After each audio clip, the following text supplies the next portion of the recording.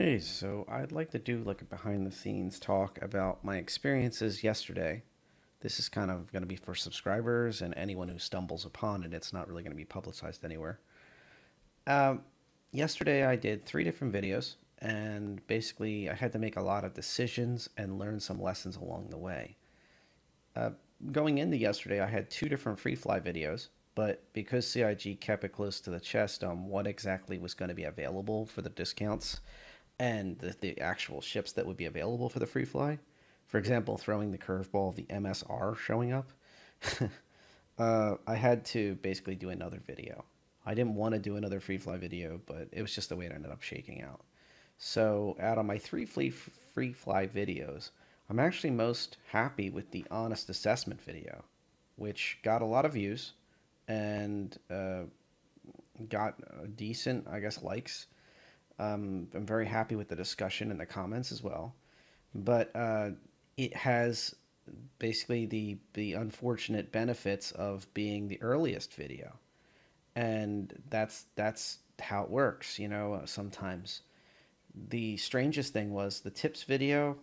I was very pleased with the free fly video from today, where it has the yesterday that had the signups and the discount game packages, is actually the most important video.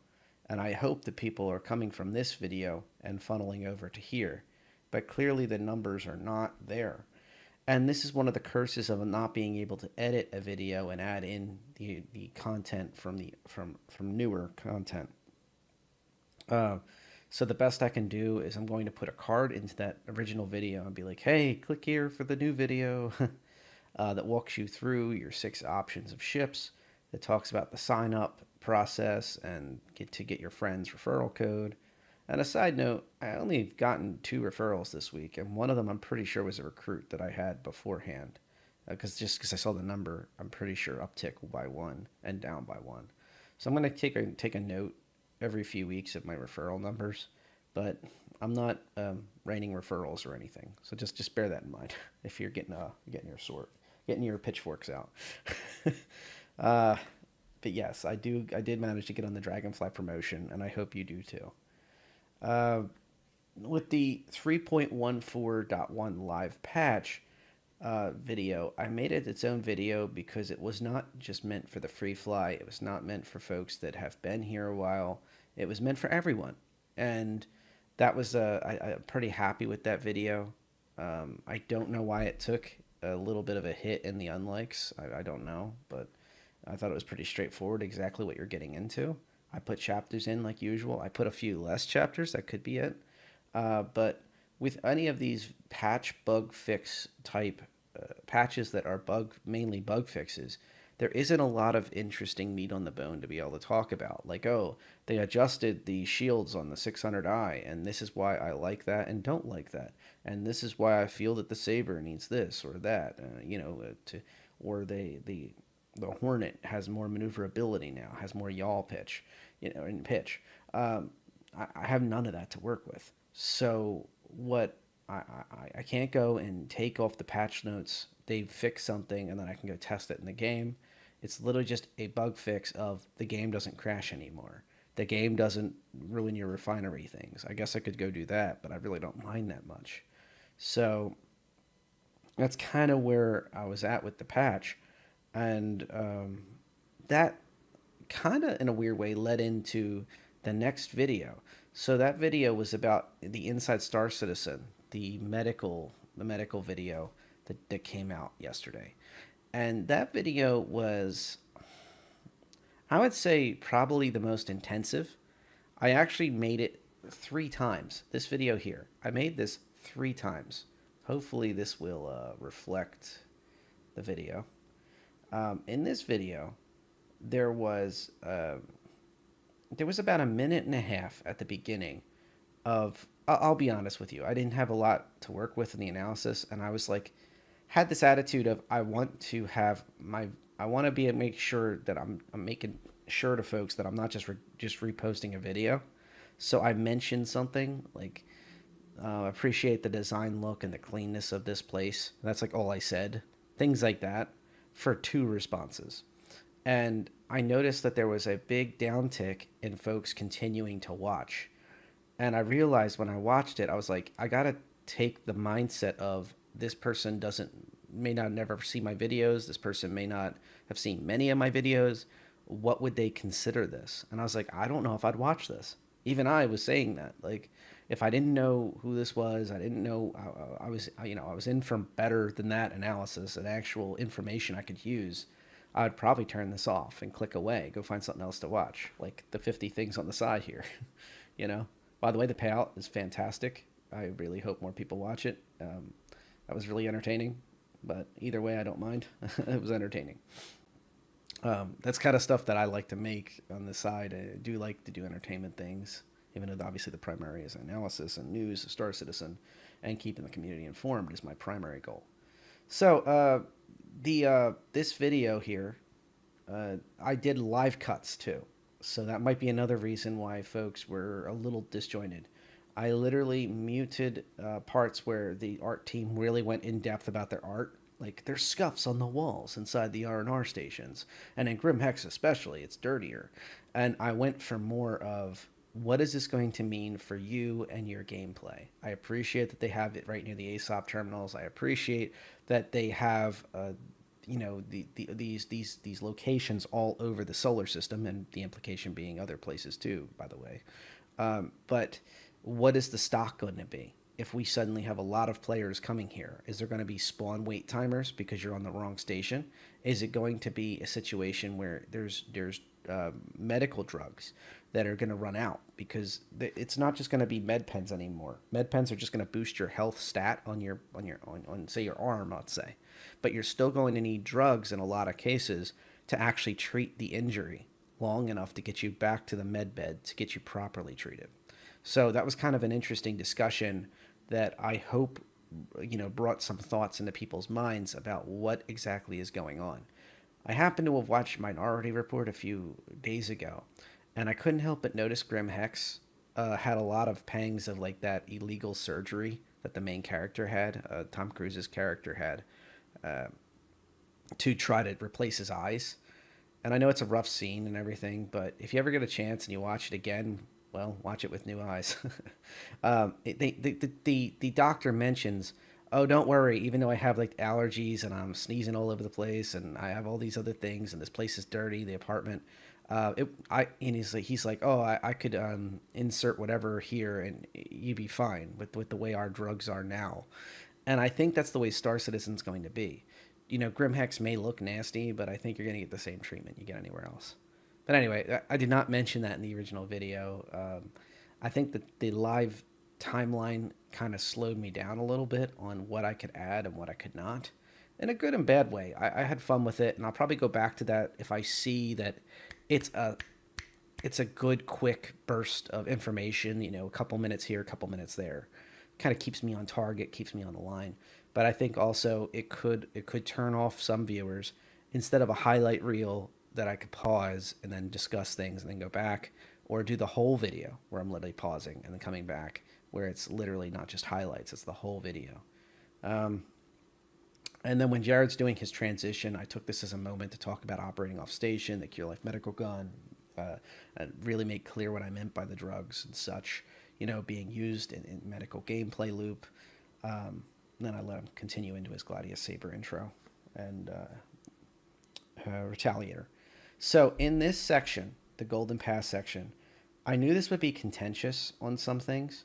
Like, for example, I've already had feedback about the Saber Gold Pass discussion. And I do stand by what I said, that they should have at least nodded to, hey, this is why the Saber is still in progress. We understand that the community's upset that it can't do this or that, or it's not as defensive capabilities as others. We're working on it. Like, I should have just gave a little nod to that, or hey, by the end of this quarter, the other team should see that. I do agree, it's the other teams, I get it, but yeah. And on the Saber, because I had this live recording pass, I kind of regret it. And for this one, for the Retaliator, because of the tally modules, this right here should have been like really goldmine for me. But because I was doing this live pass, I wasn't able to really stop and talk about each one of these.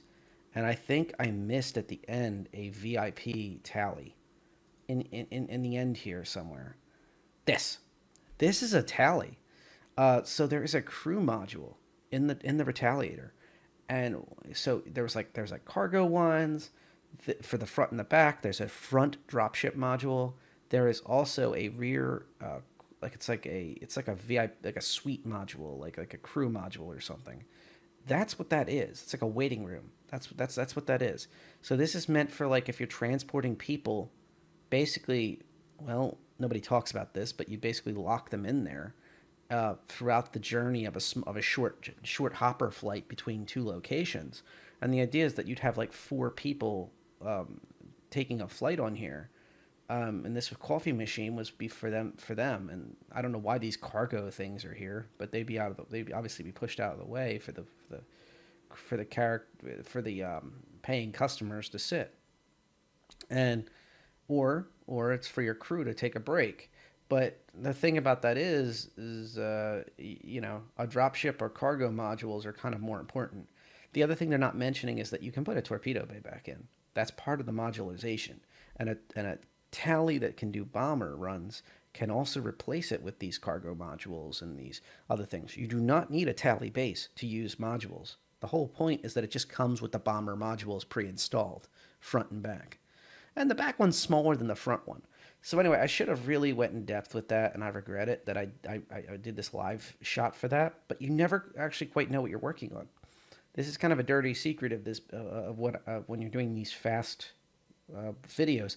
I mainly just scan through the video and check and see what's in there, and that's how it goes.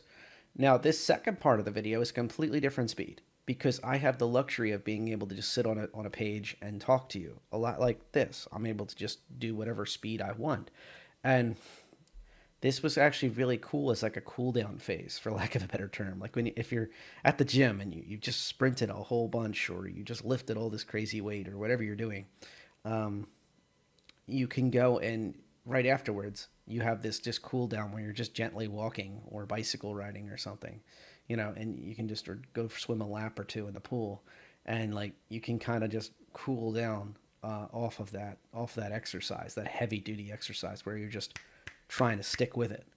I do think I kind of buried the lead, unfortunately, because I think people would probably start clicking away with Ninetales Lockdown and stuff, because this right here, the ship showdown, is actually the most critical. And I'll probably add in an edit here. I'll probably add in, let's see, what is that? 1140.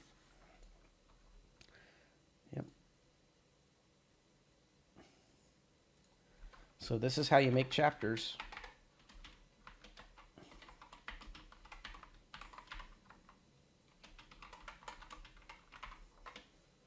That's how you make chapters. You literally just put in times and you hit save. And you get back to channel content. So the ship showdown discussion I was very excited about. I kind of buried the lead. That should have been its own video. But, and I did actually preview that beforehand. I knew that was coming. I should have started with that and then went back. But I did bolt that to the other video. That gave that 17-minute video from like, I think 11-ish, something like that, like 10-minute, into a 17-minute video. But I do like the fact I did that. I didn't try to stretch out the content yet again. A lot of my viewers like longer content. A lot of the people listening right now, I know you like better content. I know you like longer content form from this channel. And whenever possible, I do that. So that's kind of where I was. So those are the 3 videos I did. Now, out of these 3, I've already talked about some of the lessons I learned from the live edits. I've talked about the patch being just kind of dry topics, and maybe I could have put more chapters, but really it's difficult. I know I put a reasonable amount of chapters in there.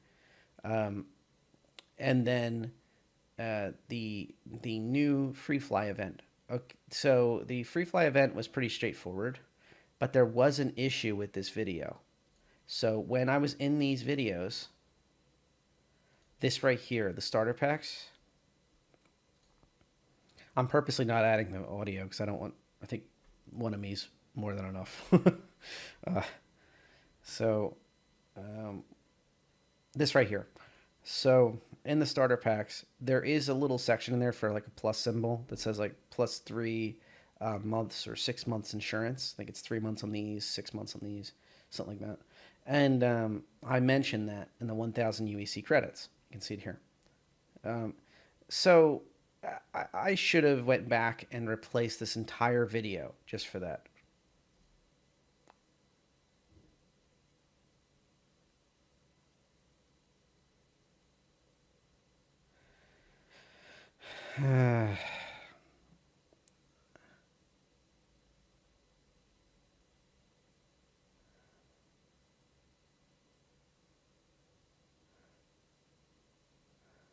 You see, this is one of the fun things about responding to people's comments. I don't know if he means me or the video person, so I'll probably have to, after this, have to go back and listen to comment correctly. Uh, I don't know. He's posted comments before or fine. I don't think he's messing with me, but I'll have to go back and preview it and see. And also, I did not forget your 890 jump comments. I'm going to check that out. I think the 890 jump has some serious fuel issues, but they might balance that. That's probably going to be just a preview if you're hearing this before you read my response to your comment. It's probably going to be the core of what I'm going to discuss. Is I take every single comment very literally and try to respond back with like analysis. It's just how my brain's wired. So when you're talking about the 100i, you're talking about the Arrow, you're talking about the Aurora, you're talking about the Mustang. The most important part is talking about the ship. I was fine with this because I couldn't edit it out and like yank out an entire section, and the video was already active, unfortunately.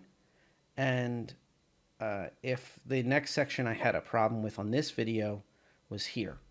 So for whatever reason, when you go into the CCU thing on this browser, this is Brave, for example. I've tried Chrome in the past and had problems. I've tried the internal browser and had tons of problems with that one. The internal browser is great until you go to hit the back button, or you need to like zoom in and out. So there's like very simple. I think it's a Chromium style browser that like it lacks some basic features. This Brave one's been great until it comes time to have a pop up or pop under. Even though I have them turned, I have that feature turned off. There's no pop-up blocker active on Star Citizen, on the Robert Space Industries website, for Star Citizen. But for whatever reason, it gives me nothing but problems here. The good news is the main topic that I had here was that you should just buy the $5 Pisces upgrade. So I left it here, but this is something I have to learn. I have to do more cuts. I have to do more. I should have left like the big page of ship prices there. But I wanted to make clear when you click on one, you actually see the real price, the $5 instead of $45. I did not want people thinking I'm advocating for them to buy a $45 upgrade to the Dragonfly. I wanted to make clear to show the difference in the actual price added to cart. And yeah, I did have somebody who volunteered me the EU price for these starter packs that were on discount, but I couldn't use that with the taxes and the EU thing, having to explain all that, because I've always used USD prices. So it was kind of a difficult decision, but I had to do it that way. In the future, especially for major sales, I might try to get a price list for EU and US and at least try to give basics for the EU. But as I understand it, each country is different. So I'd have to be very careful with that and like really actually, okay, for Germany, it's this. For England, it's this. For France, it's this. And I don't know if I want to go that into the weeds. But maybe just have like an Excel sheet that has all the different prices for US, Canada, it's like the North American side, which I'm able to get more easy information about. I literally have friends in the org that are from Canada and the US. But my contacts in the EU side, I only have a UK member. So that's kind of a little more difficult for me to get Germany, UK, France. They're three of my biggest viewer counts from the EU. And I want to make sure they get represented, and especially because I think of it the same way as my EUS and brethren. I think of it as this. You're probably watching these videos because you can't have access to your computer, whether you're away on vacation, whether you're at work. at school, whatever their case may be, I want you to be able to have that information. And I think most of the time they have calculations available. I'm sure if something's $40 USD, you can calculate it over. But I'm once again trying to make it as convenient as possible, and knowing what you're getting into. So, anyway, that was the lessons I learned from the the third free fly video, which has not gotten a lot of views yet, but hopefully it will. And I'm going to try to point people from this original starting video that's done well to this video, because the tips video is good, but this video has like the real content on where to dig. It's just, I wish I didn't have those issues with the pop-ups, but the information's still good. And I'd like to make it clear, hey, you can walk away with spending nothing more than $45 USD, $45 USD, and literally have 2 ships and a game package, and one of them has LTI, and you're happy. So that's kind of where my head's at with that one, is that the message was hopefully received by the folks who needed it. Now, on the live patch video, it's pretty straightforward. Yeah, I don't think there's many issues. I mean, I probably could have added a couple more chapters, but this live patch video, it's just dry. It's the only problem with it. It's just, it's a dry topic. When you have a patch that's a major patch that has a lot of bug fixes, but not a lot of ship and location changes and buffs or nerfs, etc., to different ships and vehicles, it's very hard to sell that into something that's extremely good. But it is what it is. And finally, on the lessons learned on the last video of the day, the back to the ISC medical facilities and updates video. As I mentioned, hopefully I mentioned already, there was like a cut at the beginning of like 1 minute and 30 seconds where I was like really dry. Like I was saying like very basic stuff like these are the hospitals that are already in the game, and very dry stuff. I ended up watching it with new eyes and said I probably wouldn't watch the rest of this if I didn't know who this was. If I didn't know, I was going to get better analysis later on. So I went and I cut that. So this YouTube software allows me to cut a portion, but not put back in. So I can cut a part of it. And this was the first time I've done this, where I've done a live cut of about 1.5 minutes. Well, when I did that, it does put you right into the heart of the action, where my analysis is actually getting better and clear exactly what to expect from this video. The back and forth, me, CIG, with live commentary, but also it changed my chapter times. So my chapter times were way off, and I did not realize that until waking up this morning and doing a quality control check on this final video. So I had to adjust all of these chapter periods because of it. And now you can see our new fresh one, Ship Showdown, coming back. But that was a good lesson. So chapter timings and cuts matter greatly.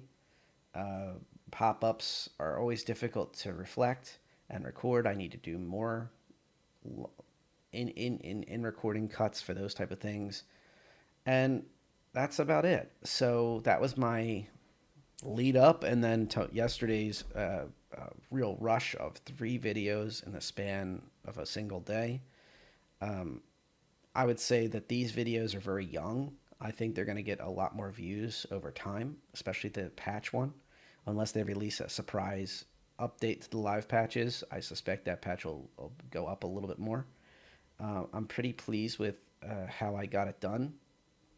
I don't tend to look at the numbers too much, but for example, the honest assessment video is doing well. I do look at the numbers though, and I see that there's a lot of good comment discussion and the likes, which I appreciate more than the raw number of views. I think that people getting involved and being that excited about something matters. And I do pay attention also to, if you talk to me on Discord, if you talk to me on Reddit, if you talk to me, anywhere, not just here, I do appreciate that just as much. and I always appreciate feedback. So this was kind of just a fun live behind the scenes look at like how I'm kind of doing kind of my admin side of things at the moment. And I'll probably put together a new video on whatever SC Live is about later on. I have to do some research and kind of see what the SC Live is going to be about later today before I kind of decide if I'm going to make it a video or not, and what kind of video. Is it going to be a highlights video? Is it going to be a live video like you just saw? Or if is it going to be the whole thing, with dig outs? These are probably the most intensive for me. Is any kind of, there's a lot of information and it's all in video format with audio. That is incredibly hard for me to get right because there's a lot of moving parts. In some cases, by the way, the audio in the background of CIG's folks is not from me; it's from them. So sometimes it's overwhelming. You'll have like some of their art folks will go, and that's why I did this, and the audio is like, come on, like, there's nothing I can do for you here. The only thing I can do is just make it louder by upping the decibel level for that person, but it also ups the decibel level for the audio in the background. So down the line, I'd like to get more involved with audio work and learn more about changing those gates, that's called. I've started doing some research on that, where it is getting rid of certain noises in the background and being able to filter out, so like getting the highs and the mids up higher and getting the bass down lower in the case of speaking parts, for example, being able to filter that. So yes, I'm talking about physically fixing CIG's audio for them on a finished product that should have been edited, and done all that because it wasn't even live. I mean, of course it's recorded in person, but somebody physically added those songs to the background. It's not like he was sitting there and they were just jamming out to this loud music.